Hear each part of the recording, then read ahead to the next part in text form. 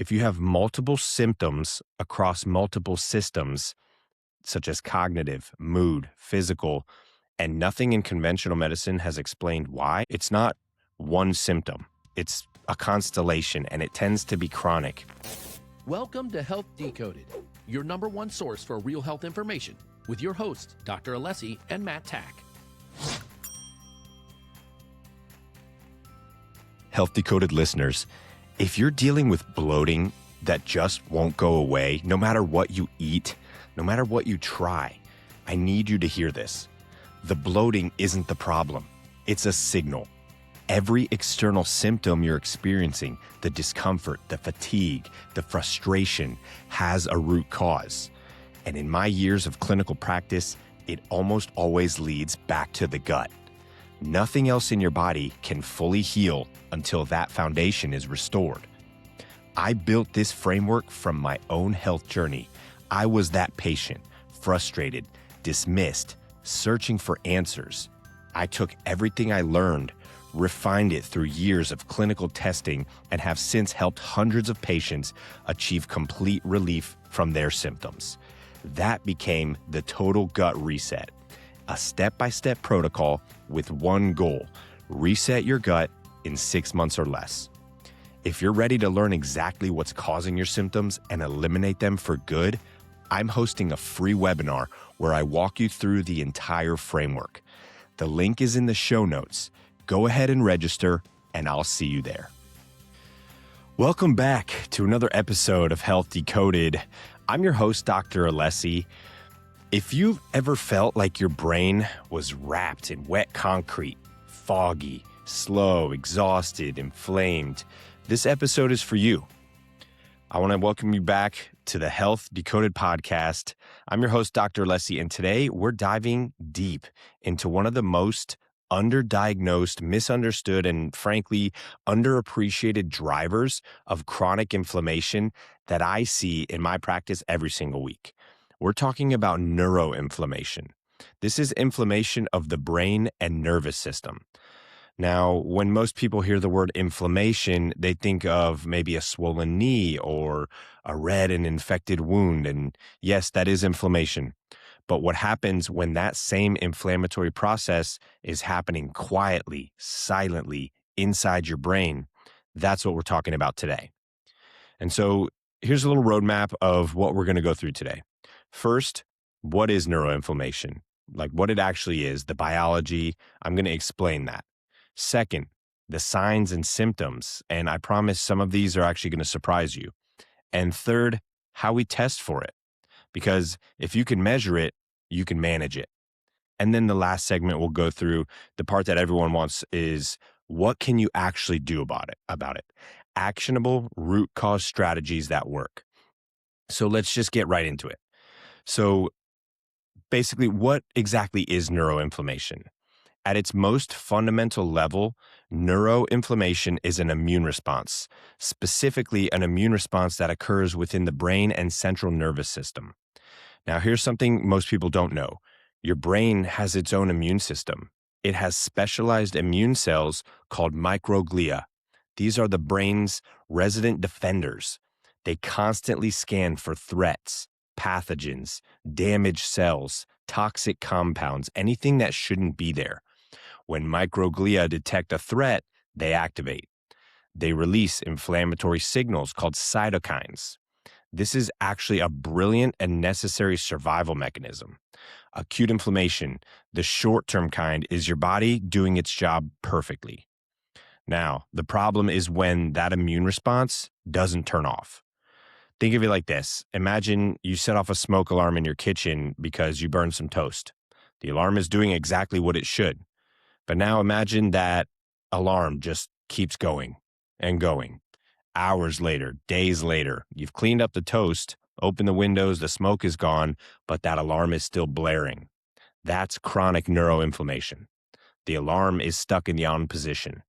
And when your brain is in a sustained state of immune activation, it can't do other jobs well.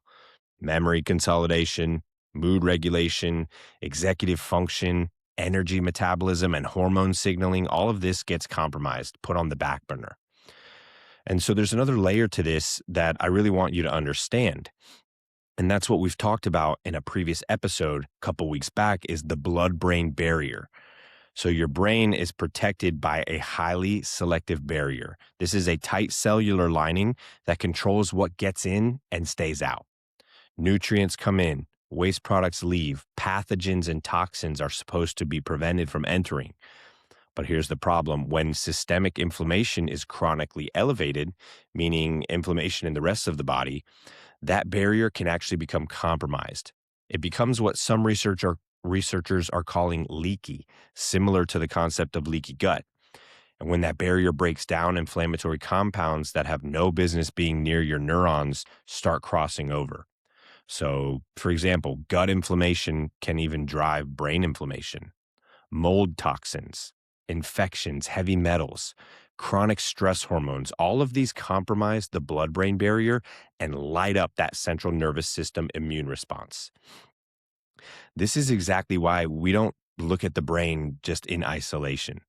The brain is downstream of everything else: gut health, immune health, toxic burden, hormones, sleep, stress, you name it. When you treat neuroinflammation effectively, you actually have to treat the whole system because that's what created the inflammatory environment in the first place. So neuroinflammation is not solely a brain problem. It's a body problem that shows up in the brain. And so here's the frustrating reality about neuroinflammation. It doesn't show up the way most inflammatory conditions do. You can't see it. You can't feel a lump or swelling. You won't find it on a standard CBC panel. So instead, it shows up how you think, how you feel, how you move through the world.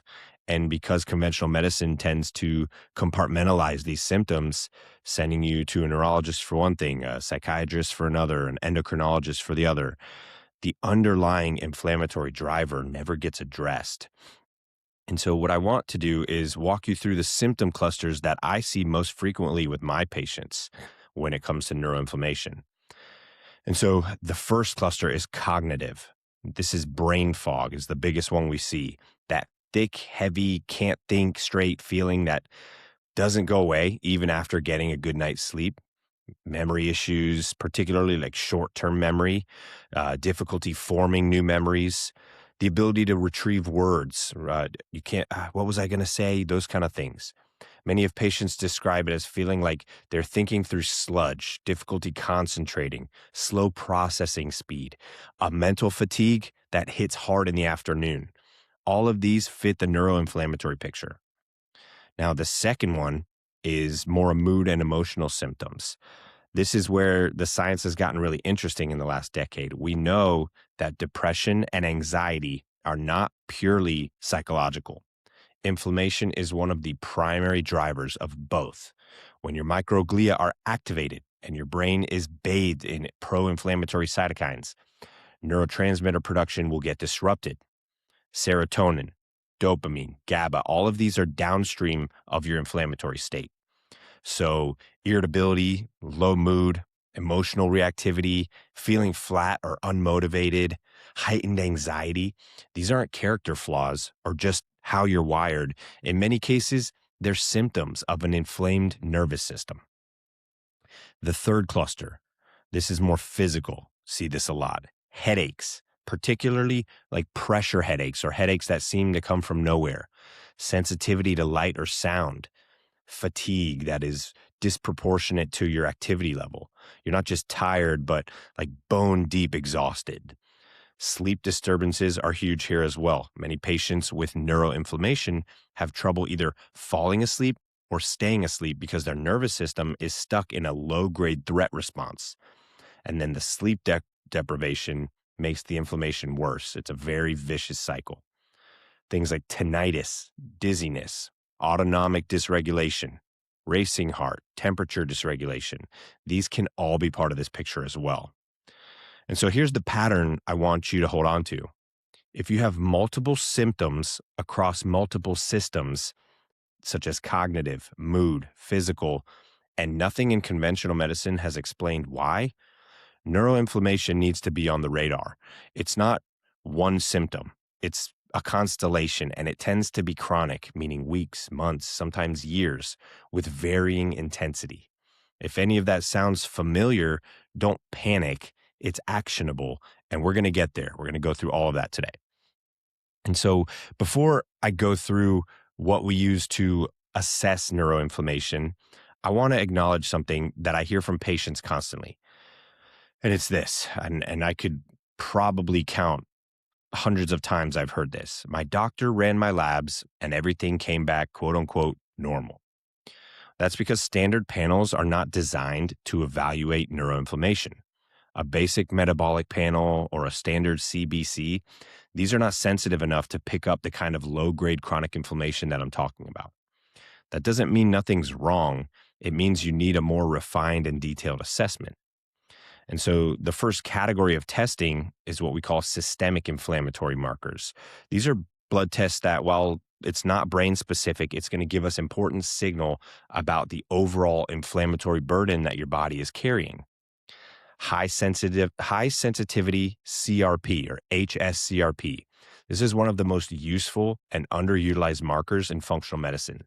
It's highly sensitive to low-grade chronic inflammation. We want to see this below a 1. Many patients with neuroinflammation, they come in at like a 3, a 5, or sometimes higher.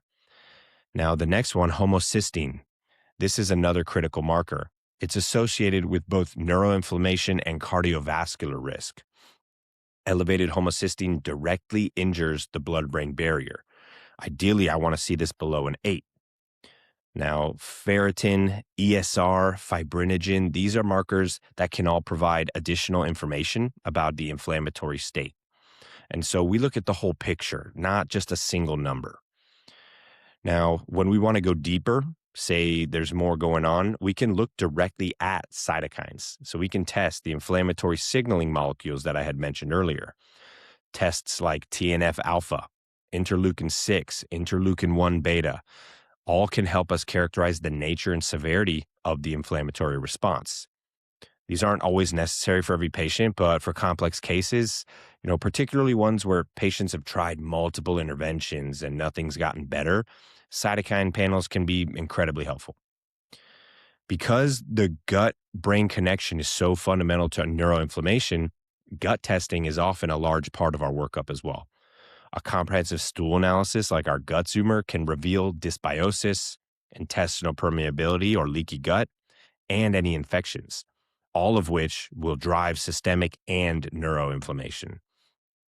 An organic acids test is a great test, gives us a window into mitochondrial function, neurotransmitter metabolism, and any yeast or bacterial overgrowth, which are all relevant to this neuroinflammatory picture as well. Then, of course, depending on the patient's history, we might also screen for mycotoxins, mold, heavy metals, Lyme, co-infections, reactive Epstein-Barr virus, or other chronic infections. These are some of the most common and often most missed drivers of neuroinflammation that I see. If you've ever had significant mold exposure or a tick bite, a major illness that you never quite recovered from, those are red flags that warrant a much deeper investigation than just a CBC. And so what makes functional medicine different isn't just the tests themselves, it's what we do with those results. Because I'm not just chasing a diagnosis. What good is a diagnosis without a plan? We're mapping a system. We want to understand, where is the inflammatory signal coming from? What are the upstream drivers? What does this specific patient's body need to downregulate that response and restore balance? That's the lens that we apply to every test that we run at Ascend Functional Health. Now, let's get into the next piece in this segment where everyone always wants to hear this part. What can I do, right? What are the action items I can take home? And so I want to start by saying something really important. Healing neuroinflammation is not about finding the one magic supplement or the silver bullet, as we call it, the one perfect diet. It's about systematically removing what's driving inflammation in the first place and rebuilding the environment your brain needs to heal. Everything I'm about to share is evidence-based, root cause focused, and so I broke it up into pillars, and these are just the main pillars that we focus on.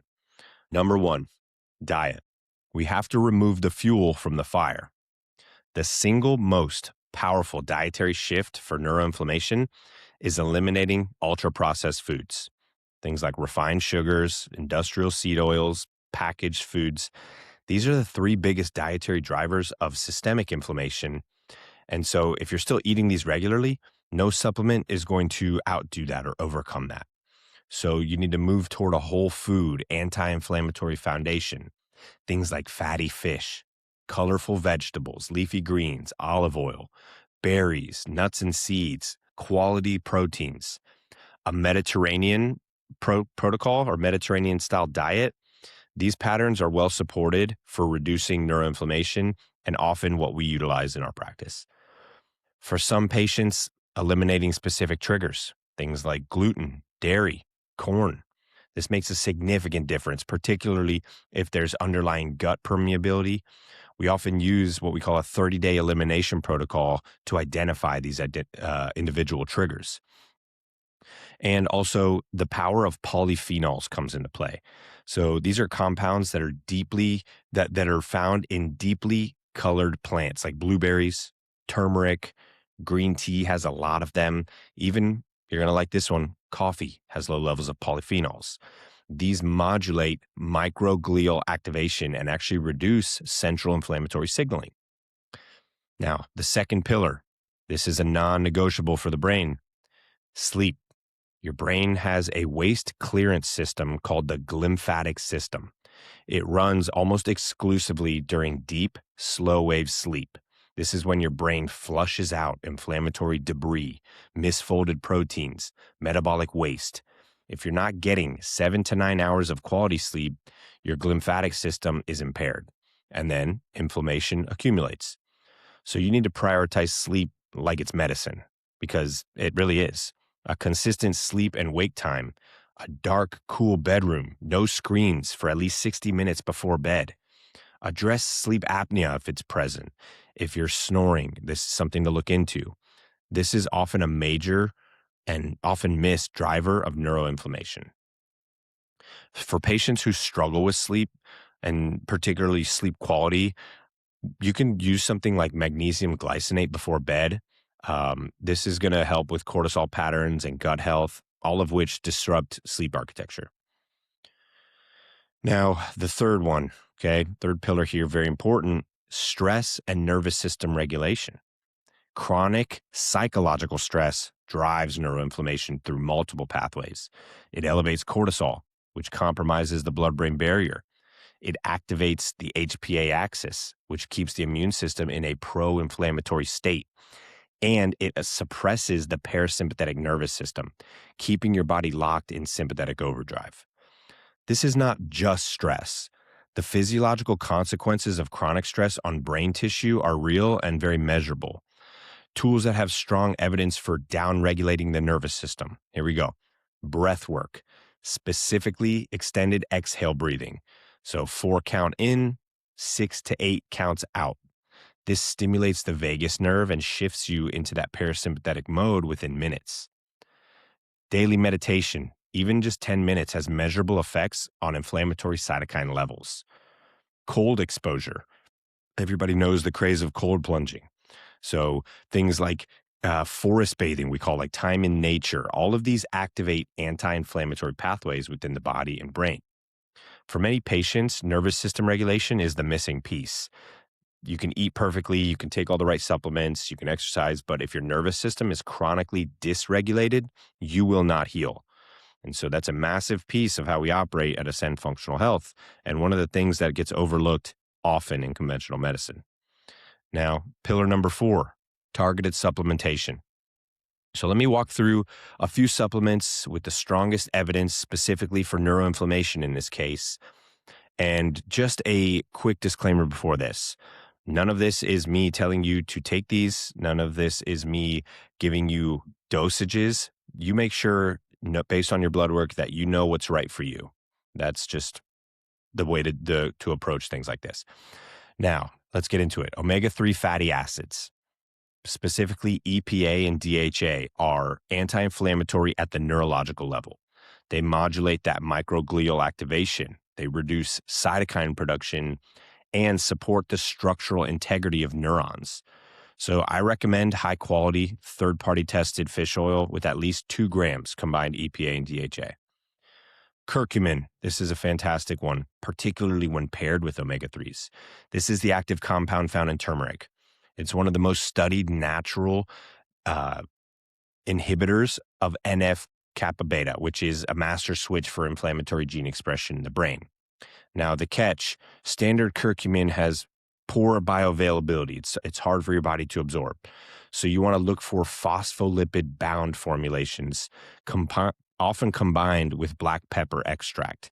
This makes a significant difference in efficacy. And the products that we use at Ascend always have these high levels of effectiveness. The next one, N-acetylcysteine.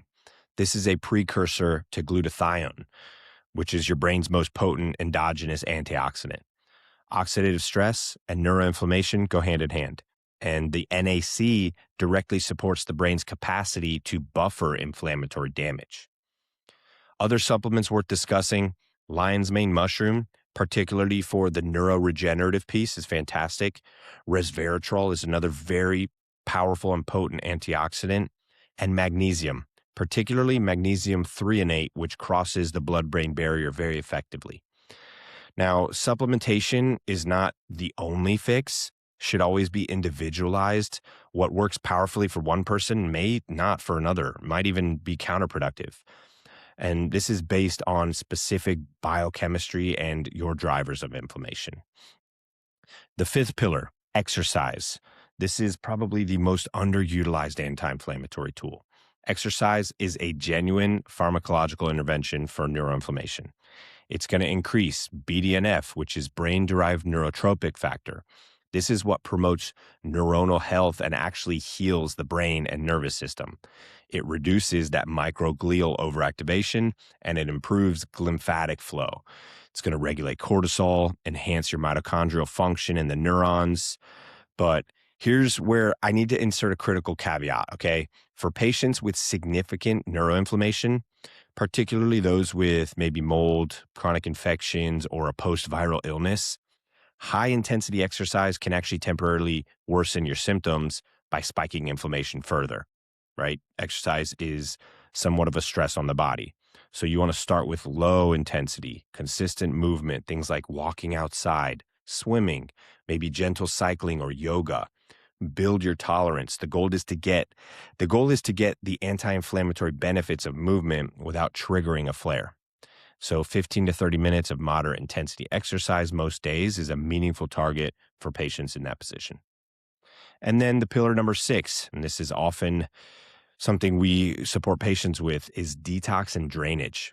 And so if toxins are driving neuroinflammation, and in a significant percentage of patients they are, reducing that toxic burden isn't an option, it's the foundation. And it's often the starting point. Because supporting your body's drainage pathways like the liver, your lymphatic system, your kidneys, and your colon, these need to be moving effectively before you begin any deeper type of protocol.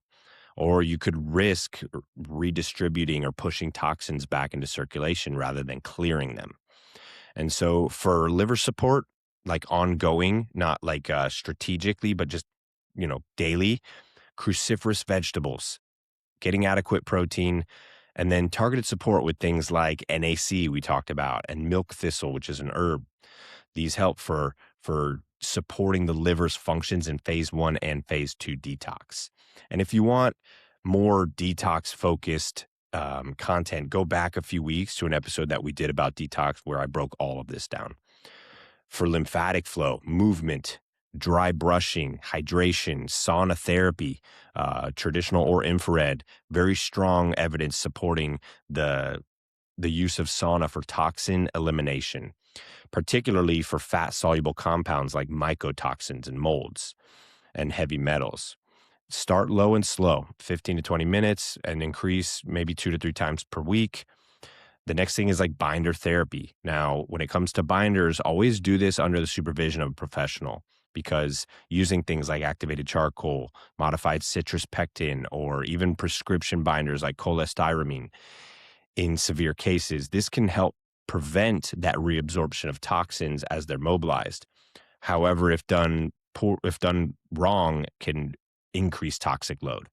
So identifying and removing the source of exposure is always step one.